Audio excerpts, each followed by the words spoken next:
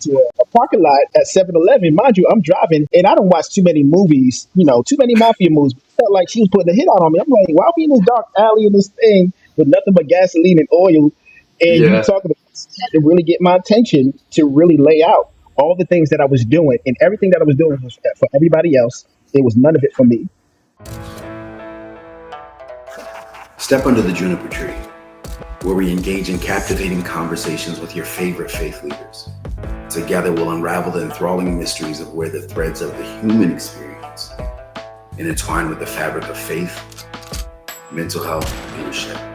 Join us for an exhilarating journey of discovery and connection as we explore the beautiful intersections between the faith and the human experience under the juniper tree. Welcome to the Juniper Tree. This is Coach Shamar. Today, we are talking about all things ministry, and we are talking about what it looks like to be a faith leader and some of the challenges. Listen, I have a special guest. He is a native of Jamaica, Queens, and an inspiring community leader as well. He's the founder of IPOP, In Purpose of Purpose, is a nonprofit dedicated to developing young leaders. And he currently serves as the executive pastor of Transformation Church VA in Norfolk, Virginia. This brother is highly educated. He comes with a bachelor's degree in IT, a master's of divinity from Regent University. He is also in his final semester at Jake's Divinity School, focusing on spiritual formation in African-American church leaders, which is, to be honest, not something that we always talk about all the time. Just to keep it churchy just a little bit, he's the husband of one wife who he's been married to for 22 years, and they're committed to fostering a strong, purpose-driven relationship. And they're both passionate about community transformation, spiritual growth, and purposeful living. I want you to meet the pastor, Jasper Stevens. How are you, sir? I'm well. I'm well. I was laughing when you said you're going to get churchy for a moment. Hey, listen, I just want somebody to feel at home, I know we're on the podcast and we're on YouTube and all over the internet, but I just, sometimes you got to just add a little church in it so they feel comfortable, I'm not mad. I'm not mad at you. I'm doing great, Yeah, man. I'm doing well. I'm glad we were able to kind of carve out this time. I know you're a busy man, bivocational, right? That's correct. That's correct. Ministry, and I have a job, 9 to 5. I hear that. So working. And so you're an executive pastor, father, and Jasper, how many kids do you have now? We have four kids, 2 boys, 2 girls. They're not kids; they're young adults now. But I have 4 children in totality. Yes, Yeah, yeah. And in full transparency, we know each other from we went to seminary together, right? At Regent University. that's right. That's right. Yeah. That's And right. see, it always stuck out to me. I was like, yeah, pastors have a lot of kids. Because I remember Jasper, he had a lot of kids. It was like the whole bushel, like a basketball team of kids. So that's what always stuck in my mind Yeah, there yeah, yeah. as yeah. But, you didn't start out as the executive pastor at the church you're at now. Where did your ministry start? So, just to go back, my journey began almost 2 decades ago. So, I'll keep it short because I'm not going to give you my whole. I was born here, but my journey actually started when we moved to Virginia, the Hampton Roads area, which was about 14, 15 years ago. Hmm. Um, as we transitioned our family here, then we committed to a local church, which was in Newport News, Virginia. And at the time, I really wasn't I was going to church, but I wasn't really committed to church, if that makes sense. But Okay. my children was committed, my wife was committed, and I just was on Sundays. I showed up and said that's a check off my task list for the week. But I initially got involved in ministry, the local ministry there, simply because I wanted to make sure that I continued my bond with my son. He was in liturgical dancing. He was miming. They had like a little young men's mime team to where I was like, okay, show up for his practices. Then I'm showing up for his rehearsals and being a part of that, just doing what a good dad would do. Typically it's on a football field, basketball, but for him, it was in ministry. So I devoted my time to make sure I spent that with him. Now, over time, I felt myself actively getting involved. because the church always needs hands and they need help. So some of Definitely. them begin to transition out, and somehow I felt like it was a responsibility of mine to keep it going. So I end up taking over the reins of that dance team. Mind you, I have no background in miming or nothing, so we was just letting the Lord use me. But what I utilized that was a vehicle that the Lord used to really to get me into ministry. I've always been a mentor at some sort, so I utilize that as a mentoring aspect to help mentor young men in there. From Yeah. there, I also got active in youth ministry there, so I served as a youth worker there under a youth minister, and the first class was, I believe, 7 to 8 year olds, which was a challenge. But I taught them every first and third Sunday, and from then on, and I kind of was up under the mentorship of the youth minister at the time, and he kind of was showing me the ropes. I don't know why he was showing me the ropes. I don't know if he was looking for an escape and he wanted somebody to catch the keys, but somehow within a few years later, he ended up transitioning out of that role, and I ended up becoming the youth minister of that Wow. church. Yeah. So Wow. that was a totally different it was a different situation for me because now I'm thinking like I have no experience in preaching. I have no experience in putting together programs. Only thing I know how to do is talk to youth. But again, it's another vehicle that I believe that God was cultivating me into what my purpose was. So from then on, I served there for a number of years in the youth ministry capacity as a youth minister. And then the Lord transitioned my family and I to where we serve now, Transformation Church, where initially I began as the youth pastor. I was the initial because it was a church plant. So 2017, it was a church plant, and I got hired on as the youth pastor there, where I served faithfully for a few years. And then as the church began to grow, the Lord saw fit, or the Lord showed the leader, I guess, my potential, and he Yeah. transitioned me to this executive pastor role, which I serve in now. Awesome. So you went from dad who shows up to church mime teacher to to youth minister to Yeah. executive pastor. And how long was that? That was a pretty. How long was that transition? That transition had to be a good seven, I want to say about a good seven, it had to be a good 7 to 8 years, which is crazy. Wow. That I transitioning into that role. And mind you, I know some of the stories. Um, I've went back and looked at some of these incredible interviews that you've had, and some of the stories is that people grew up in the church. That wasn't my story. It was almost like this was my start. This was my first time joining a church actively, and then that's how God connected me. It wasn't through a history of my family being a part of a church. It was literally God capturing me and saving me through work that I was able to curate into this role that I am now. Yeah. Well, I'm curious now that you share it like that. What made you what made you decide to go to church out Mhm. in Naughty by Newport? Bad news, Newport news out there. Yeah. So initially when we first moved, so my wife, she was the one who actually who grew up, and she grew up in Church of God, not Church of God in Christ, but it was simply just the Church of God. That's where her family grew up in. It's a Presbyterian church, and of course, when you are about to move, you want to move and transition into something that you know. So Yeah. transition into a local church that was in Newport News still. I forgot the name of the church, but we transitioned there. Through there, we stayed. We never joined the church at that time, but we went because we just knew that was the thing to go. At the time, God was really dealing with my heart and my relationship with Him, simply because He began to do some pruning. He began to shape me with new perspective. In fact, this move to Virginia was a faith move, so God was heavily active. So I know I needed to get connected to a body. Um, for sure, especially not for me, but just for my family. But this church that we attended, we never really joined, but we kept going because it was still up under that Church of God umbrella. But we established some relationships there.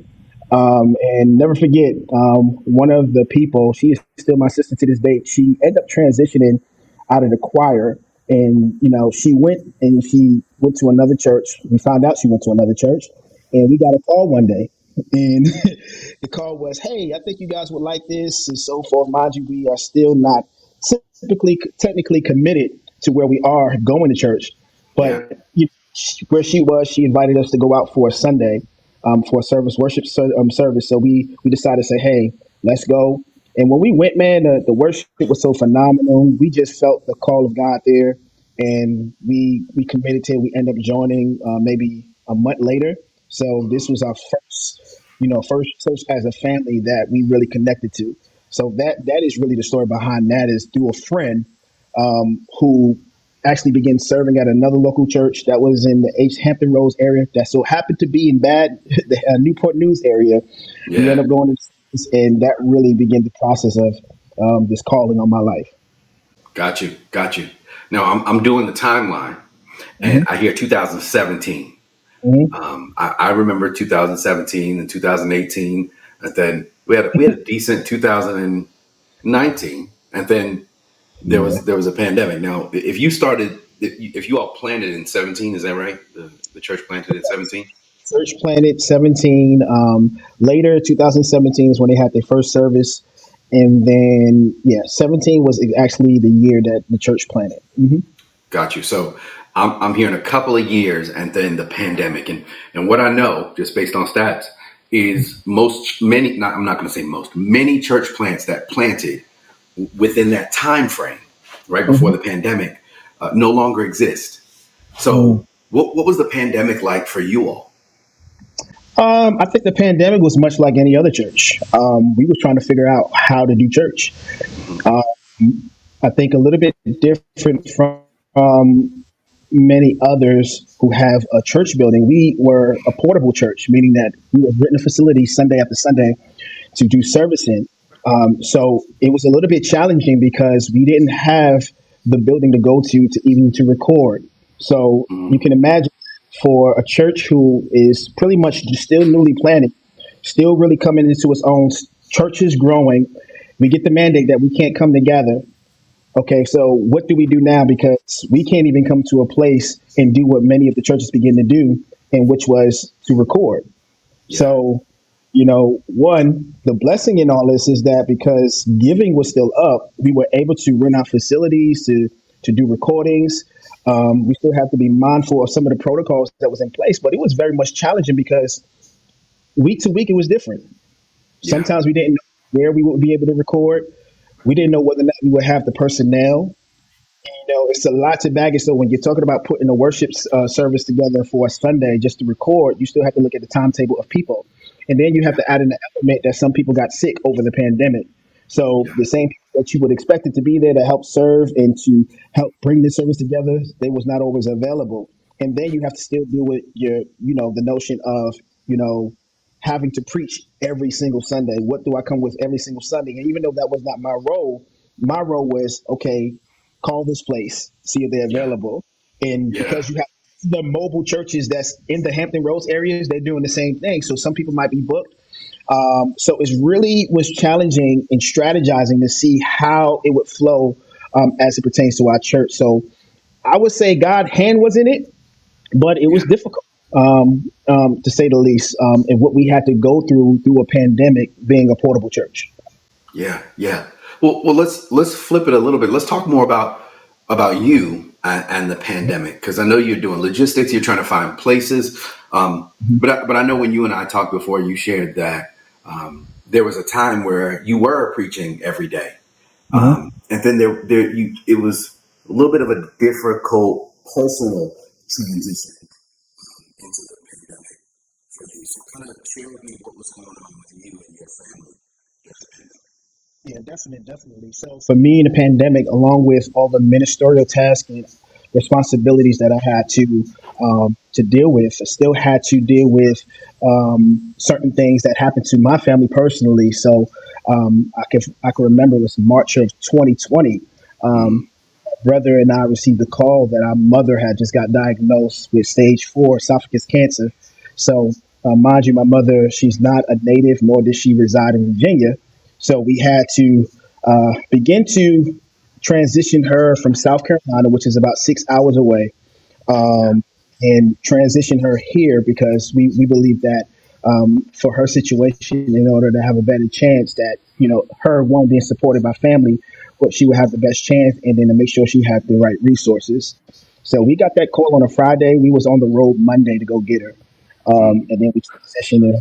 So with dealing and making sure that she is settled in, mind you, you still have other responsibilities. Mind you, besides ministry, I still have a family. All the Yeah. things are weighing heavy. Still contemplating. Lord, what is it what's actually going on? We're in a whole worldwide pandemic. All the while, this pandemic is actually affecting me because I think, and somebody can correct me if I'm wrong, if I am wrong. I think going through having to deal with somebody or to provide care for somebody in the pandemic was challenging because it wasn't the same services that you would typically get outside of one. For one, my mother again, she came down in March. So we went through March, May, of times she was in and out the hospital. You're talking about treatment. She had to go to chemo, and the one thing that was really challenging is that one, I didn't have a church building to go into, Yeah. to to go on a Sunday and to really to release or to be amongst community for encouragement. So that was a bit challenging because everybody was isolated. And I really felt that isolation, even though I was busy. And I think that is a culprit of sometimes the strategy of the enemy is to get you isolated and busy so you can't really deal with what you need to deal with. So for me, it was one and the same. I was busy, making sure everybody around me was taken care of. Mom was taken care of, wife was taken care of, my kids was taken care of, but Jasper was not taken care of. To where I really, really didn't feel the effects into June when my mother actually transitioned. She transitioned in the hospital, and it's a day again I would never forget because of the protocols in the hospital. Um, I was actually the one who was there when she transitioned and she passed away. So having that image in my mind of her fading away, it really affected me. And I think just the journey of her health declining, it affected me emotionally, and it really affected my faith. And I kind of felt like it was a contradiction because one who proclaimed faith had an issue and had challenges with faith. So these are just some of the things that I really experienced. I had to deal with the emotional aspect of it. I had to deal with my faith being shaken. It's like, God, why would you bring my mother in my life? So my mother and I, we reconciled recently, maybe a year before. Why would you bring something back to take it away? So I really wrestle with that. Hey, it's not every day that you get to hear content like this, but every time it comes out, you can be a part of it. If you click the subscribe button, you will be the first to know when we put out new content. And if you like it, it'll help this content go all over the world and bless lots of people. And if you share it, you can bless someone that you know, I don't know, friend, family member, maybe even your pastor or your faith leader. And so we want to change the culture. Help us be a part of it.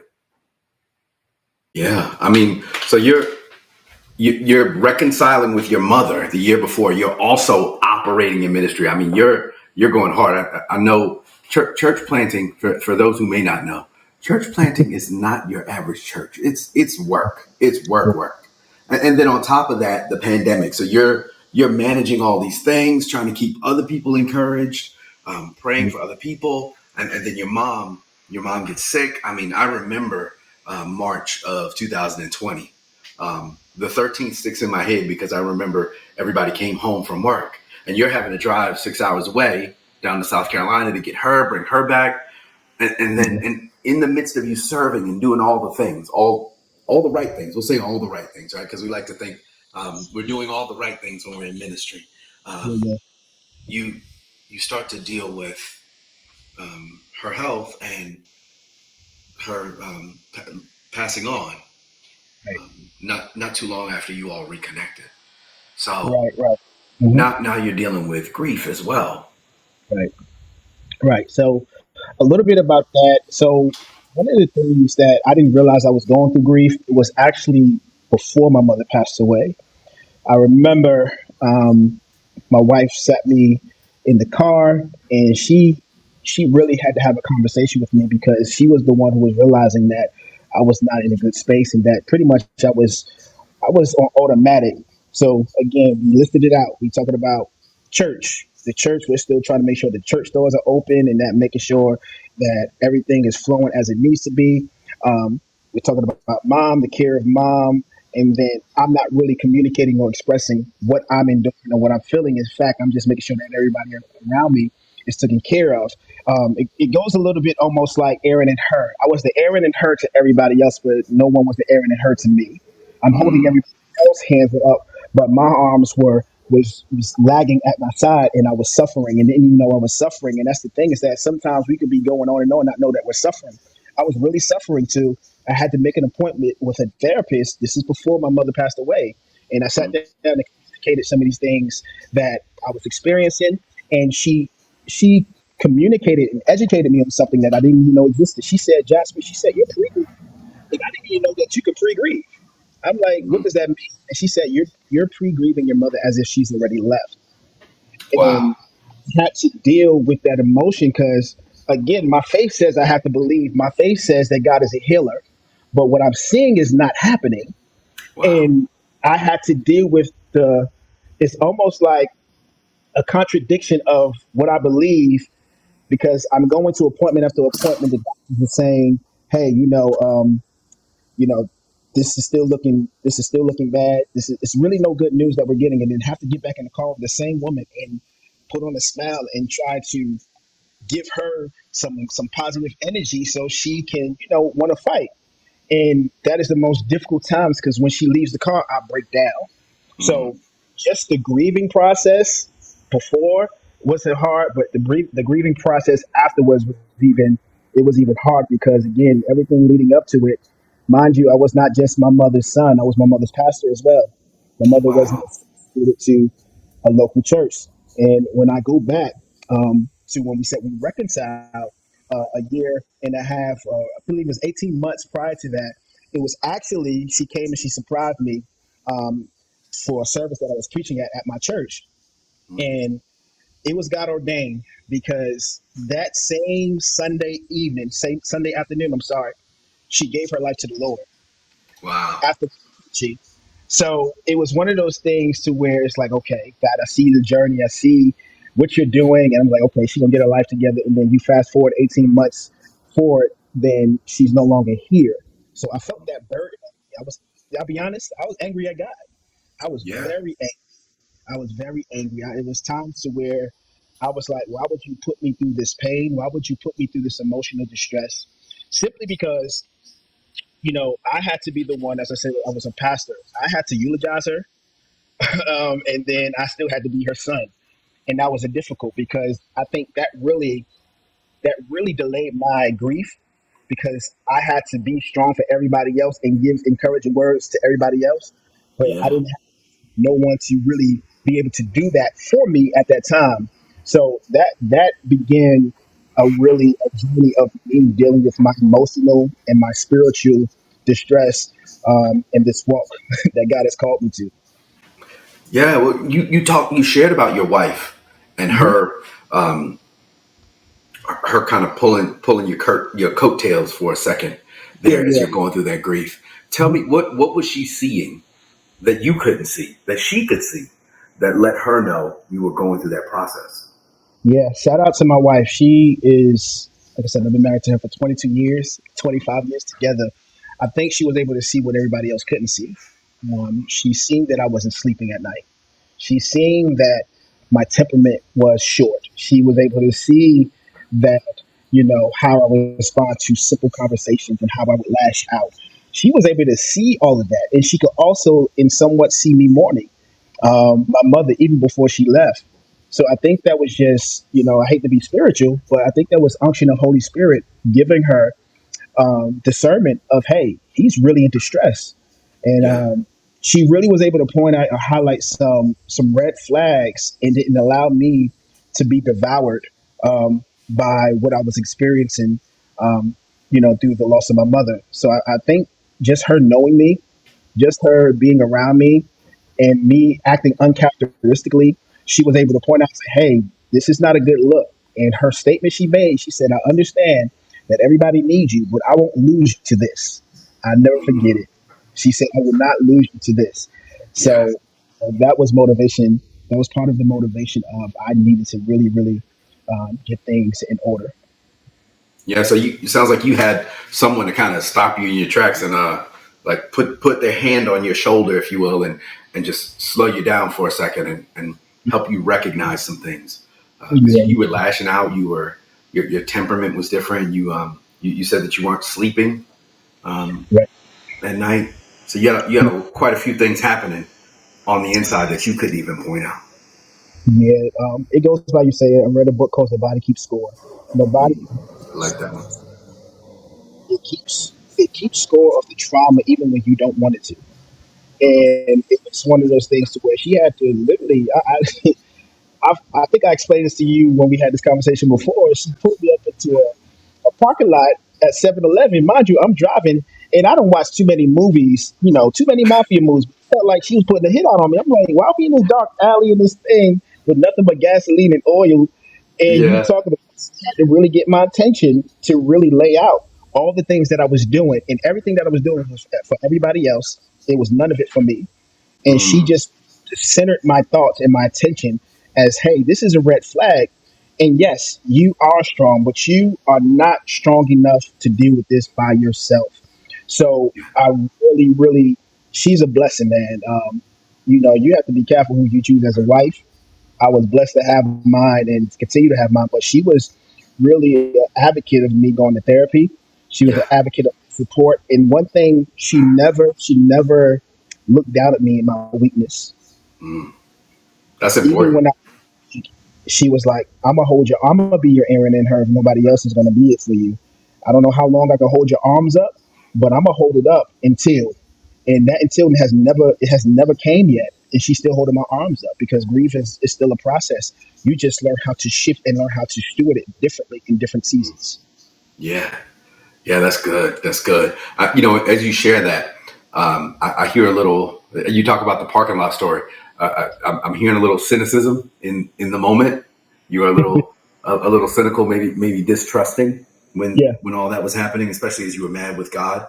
yeah, Um, yeah, definitely.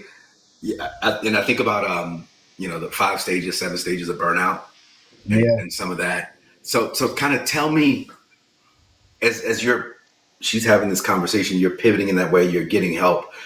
How did you get to that place? Because I hear you kind of saying you were mad at God, but I also hear you saying that you weren't taking the best care of yourself Yeah. um, in this process, even before this process. So kind of talk me through how you got there, or the lack of care that got you to that place. I think, as we stated before, I think it was environmental, but also it was self inflicted. And what I mean by environmental, I'm an advocate of going to the gym and working out. We couldn't do that in the pandemic. So I didn't have a place to where I can go to and release a lot of the burden in which I was, carrying and the things that I was feeling. Yeah, Mind you, never really been a talker. I've never been an advocate. Never been a person who really communicate how I felt. Again, it's my upbringing. It's a sign of weakness in some sort. I got to be the strong black man. I got to be the one who hold it down.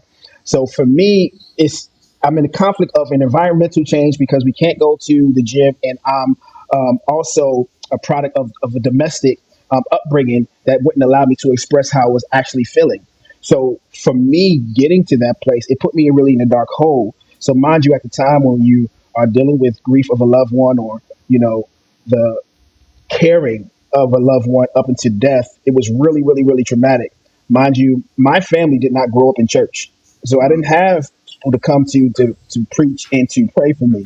I didn't have the story of some of the people that you may know to be like, hey, my grandfather was a he was a pastor. His father was a pastor. I didn't have that. yeah, So I have that person on the phone to really call and be able to say, you know what, I need prayer. I do, however, I have a mentor who's still my mentor to this day. He will reach out, but that's still on account of me reaching out to him yeah, and saying, "Hey, I need this." So for me, when I get to these places, I isolate, and when I mm, isolate, I shut down. So she's seen the signs for several years. You're shutting down. You're not in a good place. You're not letting people in. Um, it might sound a little selfish, but we could be transparent on here, can't we? yeah. Absolutely. Come on, let's go. I was Even gonna go there. Let's go. even a little bit of bitterness. toward people, that I was in church with. Is like, hey, I've been here for you, but I don't hear nobody calling. I don't see nobody stepping up to be there for me. But what I had to learn was it wasn't even them. It was that I didn't communicate it what I wanted. And I think that was the big thing. I couldn't communicate what I wanted because I was so used to being isolated and dealing with my problems myself. So Hmm. for Yeah. to have false expectations on people was really a flawed way of thinking, but it just added to the bitterness. At the Yeah. time, not realizing, because I think when we go through situations and trauma like situations, we think we're the only ones. Hey, Jasper, you're not the only one who lost somebody in the pandemic. You're not the only one who feels lonely in the pandemic. But when you are in the darkness and when you are in that cave, it feels like you're the only one. Yeah. And that's kind of where it was. I honestly, I felt like I was in the cave. I was David in the cave, and I'm praying to God, and God is not listening. God saying, "You hear me," but He's really not listening. You're not even sending nobody to come and to relieve me of what I'm feeling. So grief became a burden of mine, to where I was like, "Yo, the heck with this. I don't want to do ministry.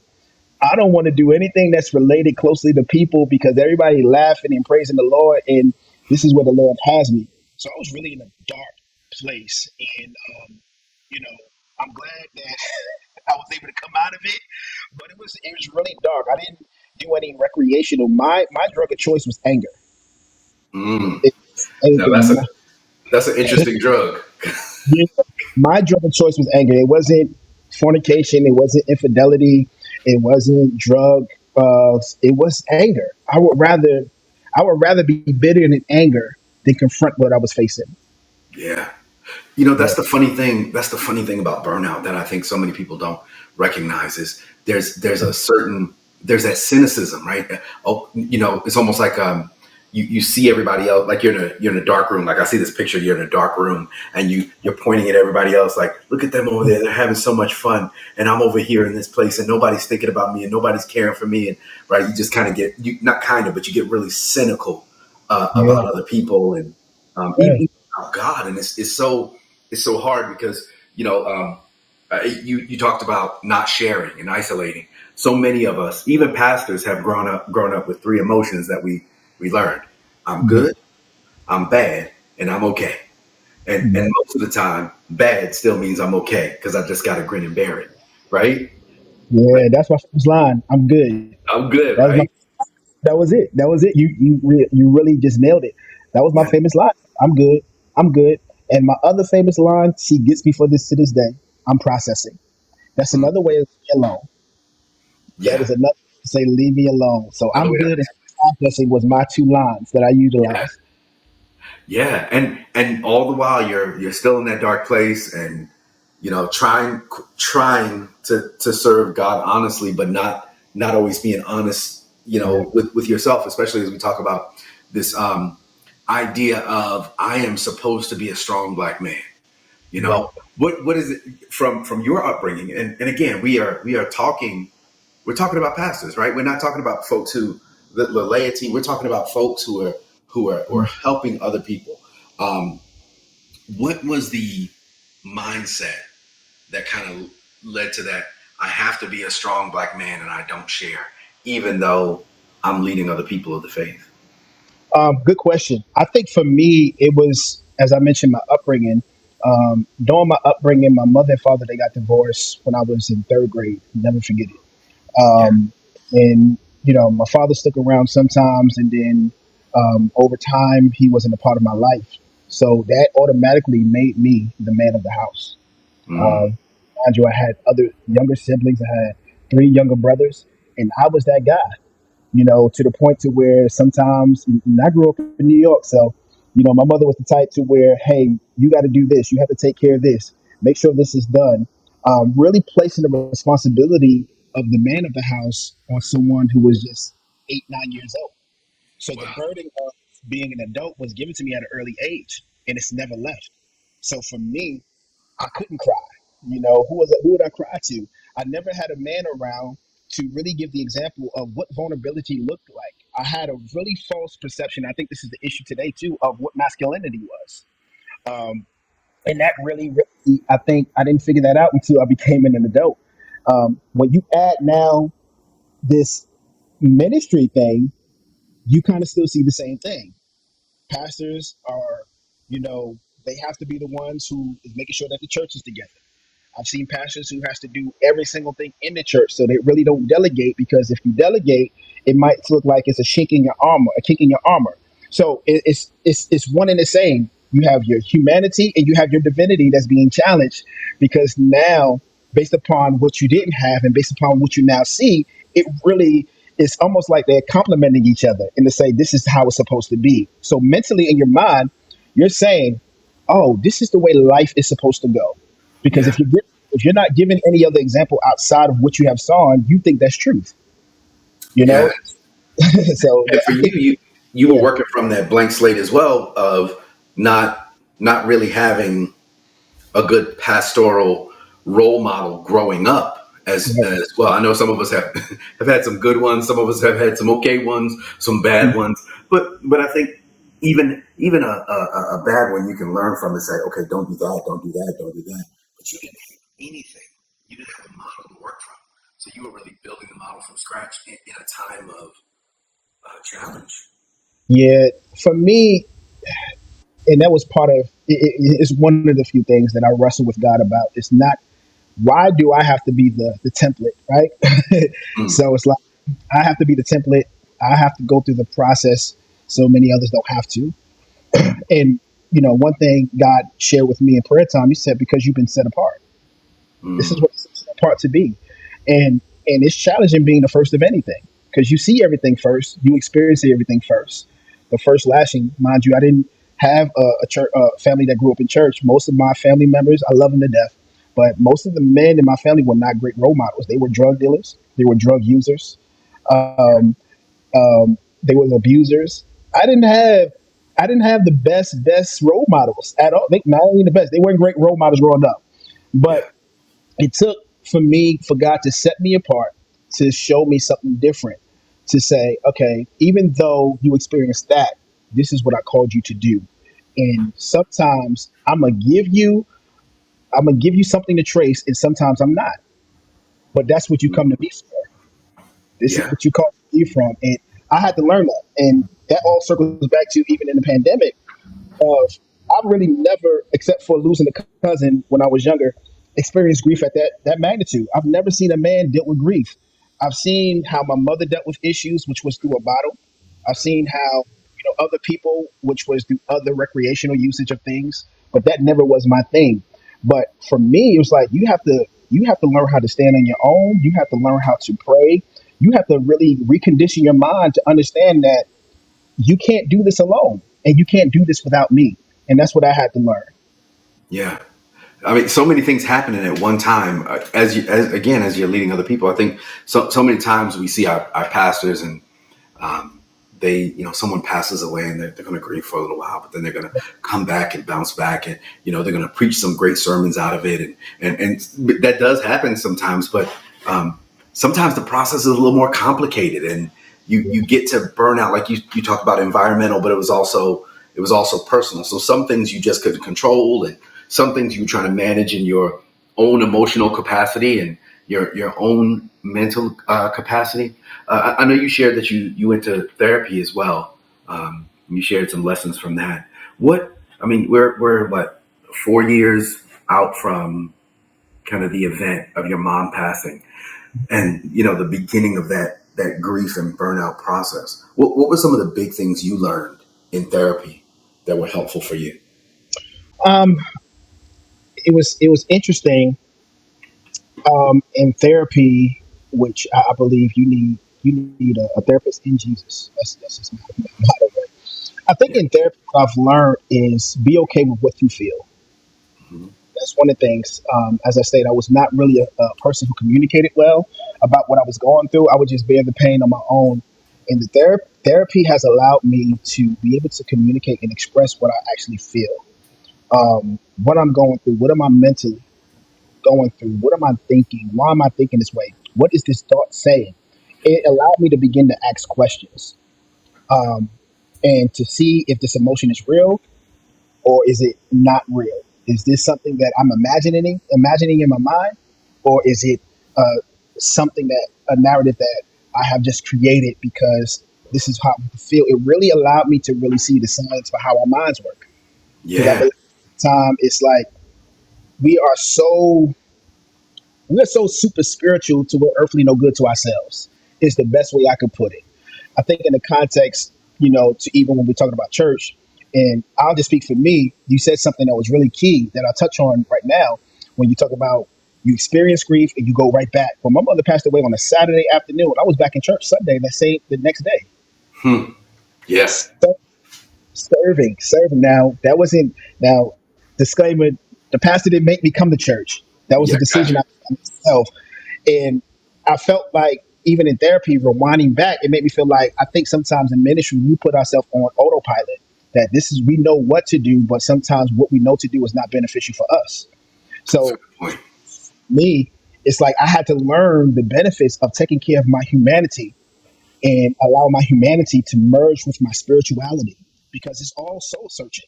You cannot detach emotions from your spirituality. When we're talking about soul care, I have to deal with my mind and my will and my emotions. And I'm out of sometimes my emotions can take me out of God's will. And I really had to regulate. Therapy taught me how to regulate my emotions, and then it helped me build emotional intelligence out of it. Because I didn't, my emotional intelligence was very, very low. I would just respond. I would just do this, not knowing that it's costing me something in return. Even though everything that I'm trying to do is not always beneficial for where I'm going, and I have to really learn that. So I would say that understanding the science behind how the mind works, understanding the disciplines of which I have to begin to navigate my thoughts, and then I also had to understand that um, it's okay to feel the way that I feel. Just make sure that I'm processing it in the correct manner. Yeah.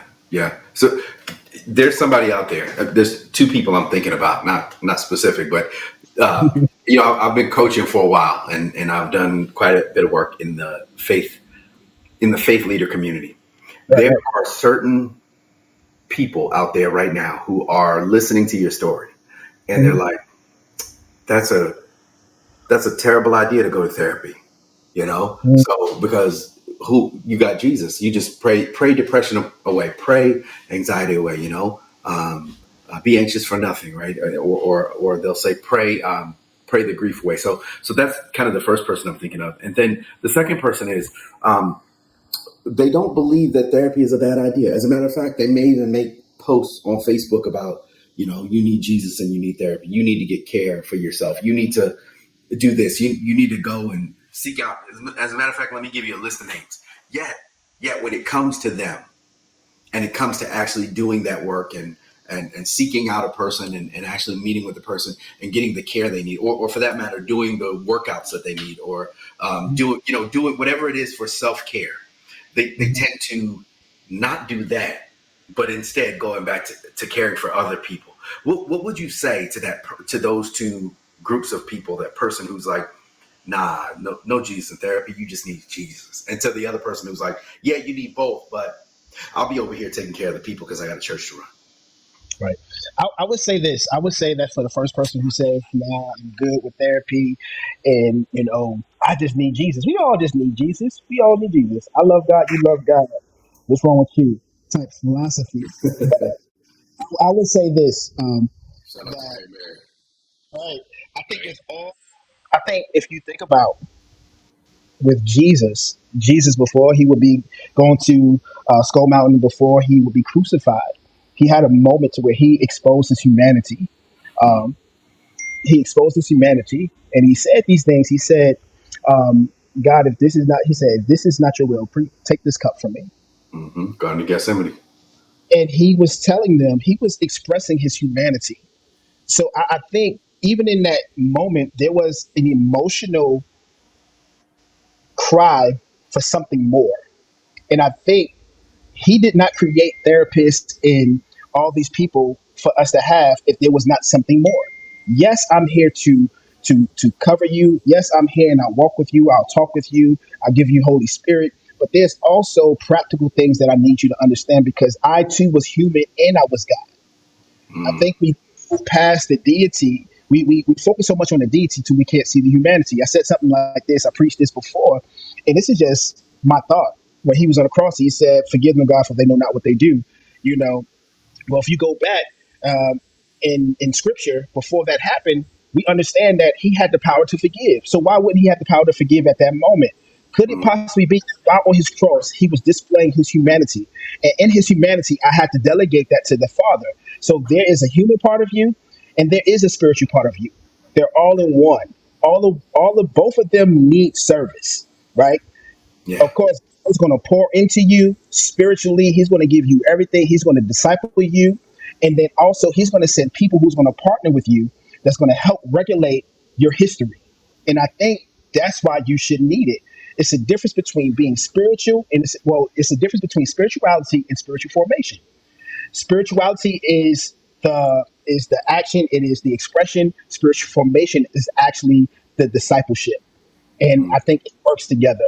I can yeah. express fully who God is within me as I'm being fully discipled, that's mentally, emotionally, and spiritually. And I think we all need, we can't have one without the other. I think you're doing a disservice just being super spiritual because you're not making yourself relatable to the one who's coming behind you, who's following you, for you to be on God, but not practical. So I would say you need both. I would say you have to look at the life of Jesus. Jesus displayed his humanity so many times to Yeah. show that there is indeed emotional care that needs to be taken care of, as well as the spirituality. Jesus fed the fire, he fed the multitude, and then after he left, he went to go be with the Father. So Yeah. for me, it's a blended thing to where they work together. And when you know how they work together, oh, it's going to be a phenomenal experience, but you have to go through that process. Um, I hope that answered your question. Yeah. uh, No. and Yeah. what Absolutely. Yeah. was the other person? Give me that person again. So So second person. absolutely. Yeah. So the person who says no to therapy, like no, and then the Mhm. other person who says that therapy is not a bad idea. They may even recommend it to other people. Um, but they don't take care. They don't take care of themselves. And I'm not just talking about therapy. I'm talking about physically taking care of yourself. I'm talking about investing in yourself. I'm talking about self care. Right? You talked about working out. That's a thing for you. For me, I love racquetball and or pickleball. Basically, anything I get to hit a ball. Right? Like for me, that's a need. That's a part of my care. So I don't go down the 7 stages of burnout. So Yeah. speak to that person who sees that there's a need for some of these cares, but they're not necessarily taking the time and effort to care for self.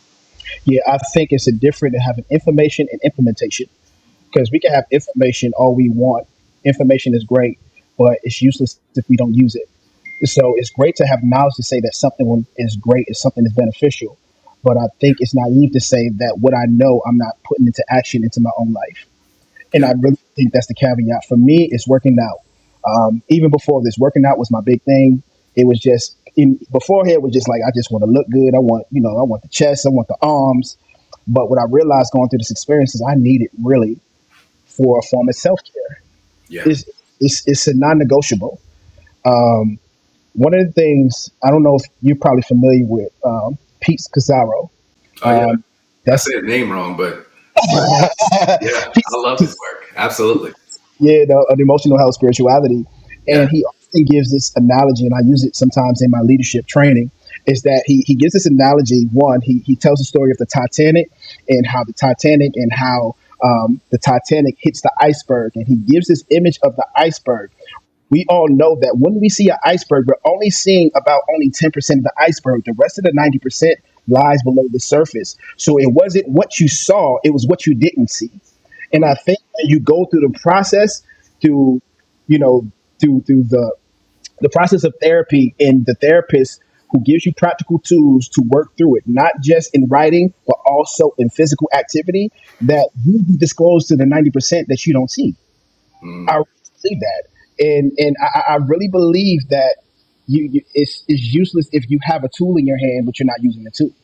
yeah. That, so I would say to that person, don't just know what you know, but use what you know. because that really will be the beginning step for you to begin set free, but for you to be able to steward your mind, will, and your emotions better than you have with going through this process of burnout. Because you're going to need it. You're going to need all the tools in that toolbox in order to make sure that this is not a repeat offense, especially in ministry, because ministry comes in all shapes, sizes, in different forms. What you experience in this season, you won't experience in the next season. So you must gather up as many tools as you can and store them things in your toolbox so you are prepared for the season to come. Because if you're not prepared, you'll find yourself in a dark cave shouting and being angry at God. Yeah. Yeah, man, that's good stuff. I want to close on this note because I don't want to leave this out. You Mhm, said you shared about your wife and mhm, how important she has been to this process. yeah, Just some of us walk, some of our faith leaders walk alone. I'll just go ahead mhm, and say it like that, right? Many of us are in a place where we are we may have some pastor friends, right? But mhm. but we're not real vulnerable with them. How important is or how would you speak to how important community or having people around you that you can disclose, that you can be naked, right, vulnerable in front of? How important is that to this process, kind of as we close up, for the person who maybe doesn't have that or is looking to create that? How important is that? I think it's very important. I think in even to reference scripture, the Bible tells us that it's not good for man to be alone. Now we use it in the context of marriage, but I think God meant it in the context of relationship, in the context of community. And I believe that it's extremely important. It is actually vital that you don't do life alone. You just have to understand who was purpose for what in that season. Um, Sometimes when you're the most comfortable with people that's surrounded by you, but they're not pouring into you, then that might not be the person that is for you. For me, that was my wife. My wife was she was an extreme advocate. She didn't tell me what I wanted to hear. She recognized what I needed.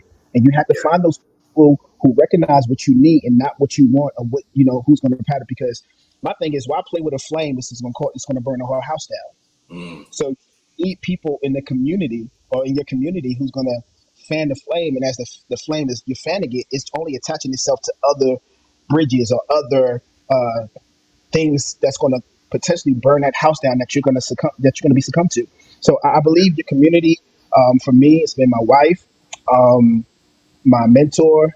I have a good friend. Actually, my senior pastor is a good friend. And it's just a few. He had the 12, but he also had the three. And you have to recognize who is purpose for what in your community. What are they purpose for?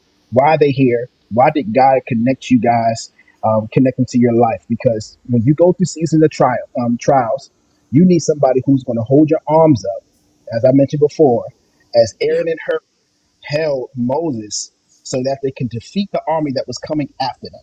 And you need people who's going to stand with you, who's going to keep your arms raised in order for you to win the battle, especially when you're dealing with burnout and depression.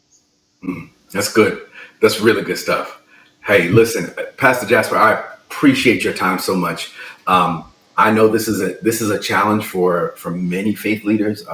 It's one of those unsaid challenges many times that we don't talk about enough, and so it looks like we lost them. But it's okay. It's okay. Listen, the Juniper Tree with Coach Shamar. Check us out. Hey, if you've gotten to this point in this content, then you probably like what we're sharing. And if you want to hear more, I need you to like it, I need you to subscribe to it, and I need you to share it with a friend. We want to do great content and we want to share conversations with people that you're interested in hearing from. But the only way we can do that is if you help us out. So subscribe, like, and share. Do it now. And let's get this out there to people who it can bless. Take care.